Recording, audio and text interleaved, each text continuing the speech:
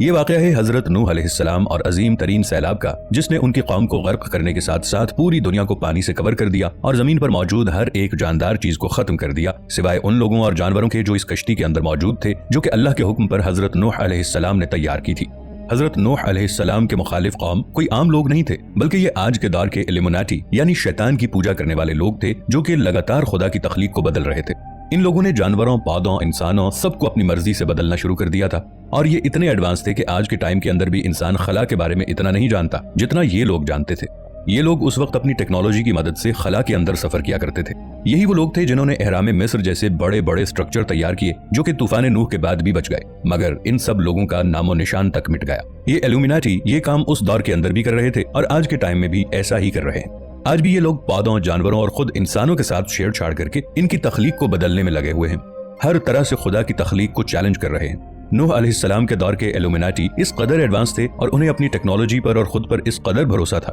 کہ یہ حد سے زیادہ بڑھنے لگے، تب جا کر اللہ نے ان پر عذاب لانے کا فیصلہ کیا۔ انسانی جسم کے اندر بدلاؤ کرنے کے بعد یہ لوگ اس وقت ایسے دکھتے تھے جیسے کہ آج کے ٹائم کے اندر ہمیں ہزاروں سال پہلے کی اینشنٹ سیولائزیشن کے نشانات، مثلا اہرام مصر کی دیواروں پر کندہ کیے ہوئے نشان ملتے ہیں، جن کے اندر ہم دیکھ سکتے ہیں کہ ایک شخص موجود ہے جس کا چہرہ تو کسی جانور کی طرح ہے، یعنی ان کا اوپر کا دھڑ تو کسی پرندے یا پھر لومڑی کی طرح تھا، جبکہ نیچے کا جسم تھا انسانوں کی طرح۔ یہ سب بدلاؤ ان لوگوں نے خود اللہ کی تخلیق کو بدل کر اور اس کا مذاق بنا کر ایجاد کر لیے تھے، اور انہی لوگوں نے اہرام مصر کو بھی اپنے لیے بنایا تھا۔ نوح علیہ السلام نے ان لوگوں کو بہت سمجھانے کی کوشش کی اور ان کو تبلیغ کرنے کے لیے کئی 100 سال گزار دیے، پر یہ لوگ باز نہیں آئے۔ اسی ٹیکنالوجی کی وجہ سے ان لوگوں کی عمریں بھی کافی لمبی تھیں۔ جب یہ قوم اپنی حرکتوں سے باز نہ آئی تو اللہ نے حضرت نوح علیہ السلام کو ایک بڑی کشتی بنانے کا حکم دیا اور ان کے لیے عذاب کا وقت طے ہو گیا، تاکہ یہ سب کے سب لوگ ڈوب کر اس میں ہلاک ہو جائیں۔ اللہ نے حضرت نوح علیہ السلام سے فرمایا تھا کہ 3 حصوں کے اندر ایک بڑی کشتی کو تیار کرو، جو کہ 300 گز لمبی، 50 گز چوڑی اور 30 گز اونچی ہو،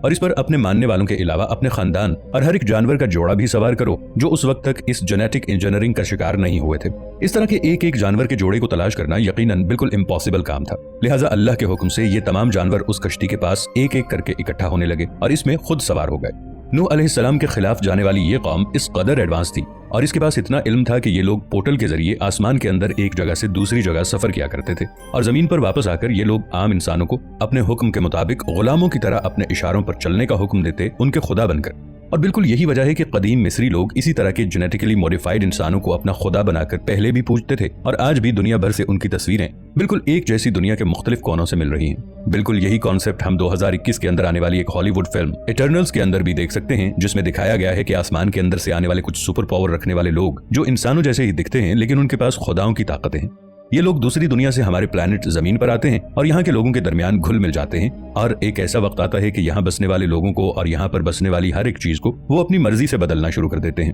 سیم وہی چیز ہے جو کہ آج کے ٹائم کے اندر بھی الومناٹی کر رہے ہیں۔ یہ لوگ جب بھی زمین پر واپس آتے تو یہاں پر موجود لوگوں کے جسموں کو بدلنے لگتے۔ یہ لوگ یہاں موجود انسانوں سے اپنی عبادت کروایا کرتے، جن کے سامنے حضرت نوح علیہ السلام کھڑے ہو کر ایک اللہ کی عبادت کی تبلیغ کرنے لگے۔ ان الومناٹیز کے بت آج بھی نیوزی لینڈ، ساؤتھ امریکہ اور الاسکا کے اندر رکھے گئے ہیں، جس کی یہ ایلیٹ کلاس یعنی آج کے ٹائم کے الومناٹیز ان کی پوجا کرتے ہیں۔ بائبل کے مطابق سیلاب سے پہلے آسمان سے فرشتوں کو اتارا گیا تھا، کیونکہ نوح علیہ السلام اور عام انسان ان لوگوں کا مقابلہ نہیں کر سکتے تھے، اور یہ کانسیپٹ ہالی ووڈ کی فلم نوح کے اندر بھی دکھایا گیا ہے، جس میں دکھانے کی کوشش کی گئی ہے کہ جب یہ فرشتے آسمان سے زمین پر پہنچتے ہیں تو یہ پہاڑوں کی طرح اونچے تھے، جنہوں نے نوح علیہ السلام کے گھر والوں اور ان پر ایمان لانے والوں کو بچا کر ایک کشتی کے اندر سوار کیا اور ان الومناٹیز یعنی ایول لوگوں کو روکے رکھا جب تک کہ سیلاب شروع نہ ہو گیا۔ بائبل سے ہمیں اس بات کا حوالہ ملتا ہے کہ یہ مخلوق الومناٹی دوسرے سیارے پر آباد ہو چکی تھی، جیسا کہ آج کے انسان مارس پر 2024 تک آباد ہونے کا منصوبہ بنا چکے ہیں۔ یہ الومناٹی ارتھ اور جوپیٹر کے درمیان ایک سیارے پر موجود رہتے تھے، اور جب اس سیارے کو تباہ کیا گیا تو یہ زمین پر واپس آ گئے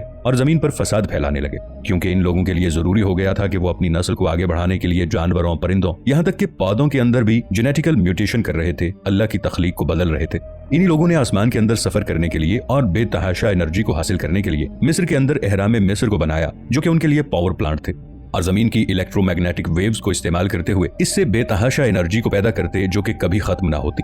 اسی وجہ سے زمین کو دھونا ہی آخری حل تھا، تاکہ آخر تک یعنی قیامت تک آنے والے انبیاء کرام اور انسانوں کی تبلیغ کا جو سلسلہ چلنا تھا وہ برقرار رہے، کیونکہ اگر یہ سیلاب تمام دنیا کے انسانوں پر ایک ساتھ آ جاتا تو دنیا کا کوئی بھی انسان نہ بچ پاتا، انسانی نسل ہی ختم ہو جاتی۔ نسل انسانی کو قائم رکھنے کے لیے حضرت نوح علیہ السلام اور ان کی بیوی اور ان کے 3 بیٹوں کو بچا لیا گیا تھا۔ हालांकि हजरत नूह अलैहिस्सलाम के 4 बेटे थे, लेकिन एक बेटा गुमराह होकर इस सैलाब के वक्त एक पहाड़ पर चढ़कर भी डूब गया। इल्यूमिनाटी ने नूह अलैहिस्सलाम को ऑफर की थी कि हम तुम्हें आसमानों के अंदर घूमने और पोर्टल्स का इल्म अता करते हैं, मगर नूह अलैहिस्सलाम ने अल्लाह के हुक्म पर कश्ती की तैयारी शुरू की तो ये लोग नूह अलैहिस्सलाम का मजाक उड़ाया करते थे कि यहाँ पर तो आसपास कोई समंदर ही मौजूद नहीं, क्या तुम इस कश्ती को खुश्की पर चलाना चाहते हो। जब ये कौम तबाह हुई तो इनके मुजस्समे दुनिया के मुख्तलिफ कोनों के अंदर मौजूद रह गए, जिन्हें बाद में आने वाली बुत परस्त कौमों ने एक बार फिर से पूजना शुरू कर दिया। कुरान पाक और दूसरी मजहबी किताबों के अंदर इल्यूमिनाटी का जिक्र ज्यादा मौजूद नहीं है, पर इनकी निशानियां जरूर मिलती हैं जो ये साबित करती हैं कि ये लोग अपने वक्त के अंदर इंतहाई एडवांस थे और इंसानों से अपनी पूजा और इबादत भी करवाया करते थे, और इसीलिए मिस्र के लोगों ने इन इल्यूमिनाटीज की तस्वीरों को खुदा का दर्जा देकर इनको पूजना शुरू कर दिया।